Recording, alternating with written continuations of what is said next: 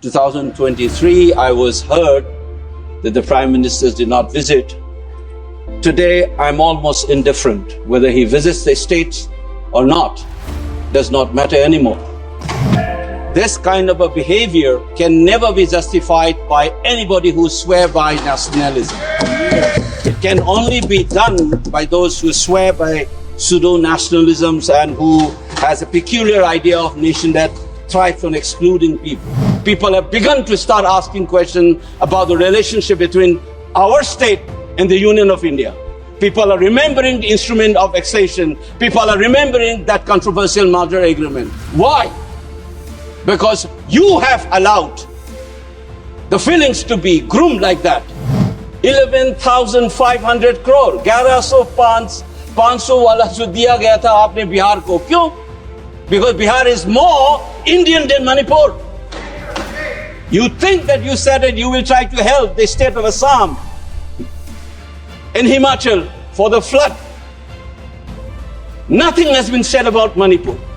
Not a simple ritual to continue this insult and then blame the people for anti-India feeling being emerging in that space. Remember that anti-India feeling emerged in Manipur unlike anywhere in this country because of the follies of this state governments. The government of this country has continuously done. None other than the Home Secretary, a retired Home Secretary of the Union government has said Manipuris have been insulted and the only way to move forward is for even the Prime Minister or the President to apologize. Shri Akoijam. Shri Akoijam. Thank you, Madam Chairperson.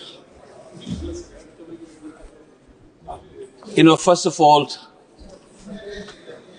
this budget should have been discussed on the floor of the State Assembly.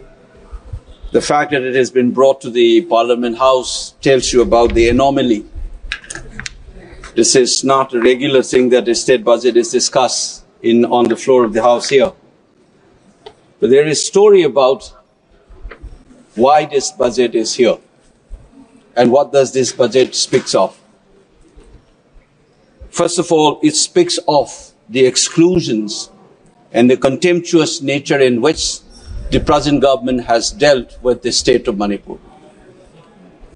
The number will speak, the measures that is reflected on the budget speaks. We have talked a lot about Prime Ministers not visiting the state. Initially, at the beginning of the crisis in 2023, I was heard that the Prime Minister did not visit. Today, I'm almost indifferent. Whether he visits the states or not does not matter anymore. But the rest of the country should know that there is no visa issue for the Prime Minister to visit the country. He may go to Ukraine and talk about peace, and his own citizens have been slaughtered and more than 60,000 people have been rendered homeless. This kind of a behavior can never be justified by anybody who swear by nationalism. It can only be done by those who swear by pseudo-nationalisms and who has a peculiar idea of nation that thrives on excluding people. Now let me talk about this budget in two ways. What does these numbers speak of? The first one is this, a clear sense of the state of economy of this state called Manipur. Look at the fiscal liabilities. It's 37.07% of the GSDP. What does it speak of? It speaks of a terrible state of an economy, the debt burden that the state witnesses. Look at the revenue expenditure, 61%, of which roughly around 45% goes to salaries and pension.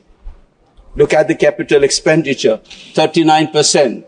What kind of a development project or development of the state that you can sense from these numbers? Or for that matter, you look at this non-tax revenue component, 1%. I thought that this budget would have schemes to deal with this basic economic anomalies of the state. For instance, trying to look for additional or diversification of the additional sources for the known tax revenue of the state. No, we don't have that image here. I thought that there would be measures to deal with this debt burden. There's nothing of that kind. This is a normal aspect of any budget that you expect this budget to reflect, but we don't have. But over and above this, you have this crisis for 21 months. Does that budget reflect anything on that? No, nothing of that kind. 60,000 people, how do you expect that kind of economy of a state to deal with this crisis without the help of the center? We're not asking for UN interventions. We're not asking for international financial institutions to help Manipur. We're asking for additional source of money from the federal government as a constituent state of India. You don't get anything. How do we deal with this 60,000 people who are rendered homeless, villages wiped out, women and children suffering, children's not able to go to school? Had this crisis been there in Bihar or UP, you would have felt the nation in you for you to reflect on your budget. The kind of exclusions that I have been trying to brought up in this house. Remember that Gandhi was thrown out of the train. How does he felt? He thought that he was a barrister. He thought he is entitled to that compartment in the train.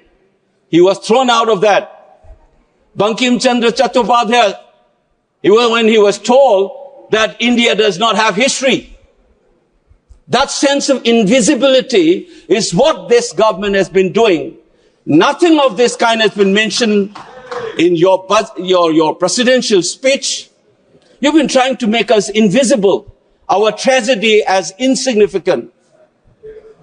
And you expect the people of this state to feel like any other Indians and be proud of being an Indian. People have begun to start asking questions about the relationship between our state and the Union of India.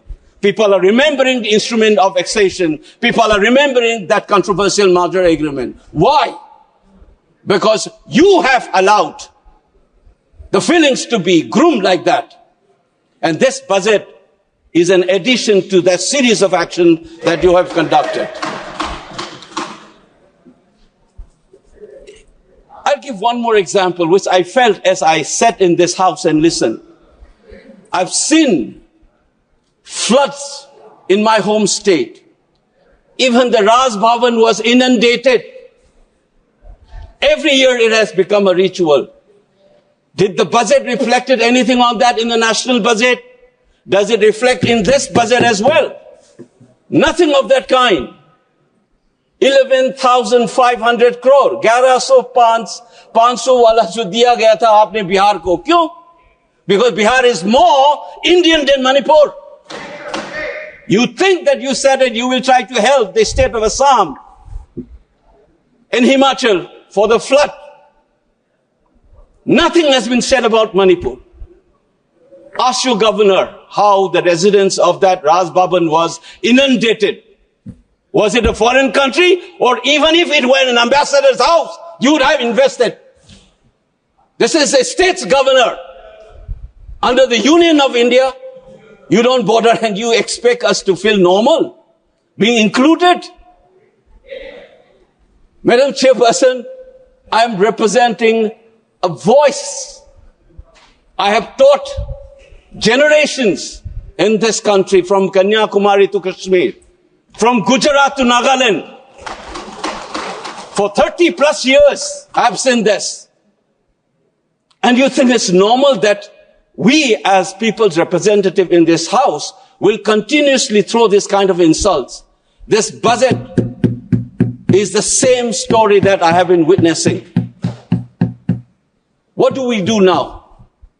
What can I expect from this government? what they will end up doing is, though this is being a budget estimate they are projecting for 25-26, at the end of the day you said, because I know I'm aware this is vote on account, and you say 50% has been approved, it's like a ritual, you will finish it off.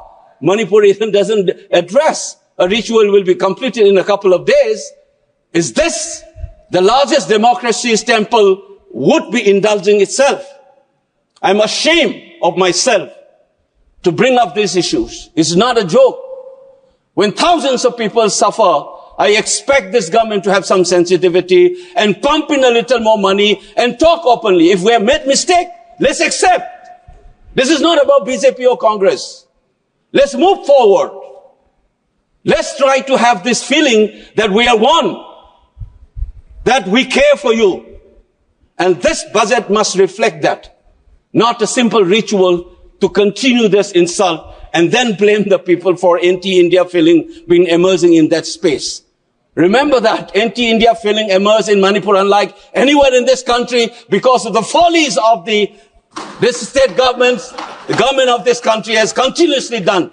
None other than the Home Secretary, a retired Home Secretary of the Union government has said, Manipuris have been insulted and the only way to move forward is for even the Prime Minister or the President to apologize. That insult continues even today. And this budget not taking care of the IDPs, not taking care of the basic needs of that economy, not taking care of the flood that has become a ritual, and you think it's going to be another ritual to pass in this floor of the House. It's very saddening, Madam Chairperson. I hope sooner we learn this and make corrective measures. I'm only wishing that one day we will be able to say that we are all Indians. We feel the same feeling as everybody else. Thank you, Madam Chairperson.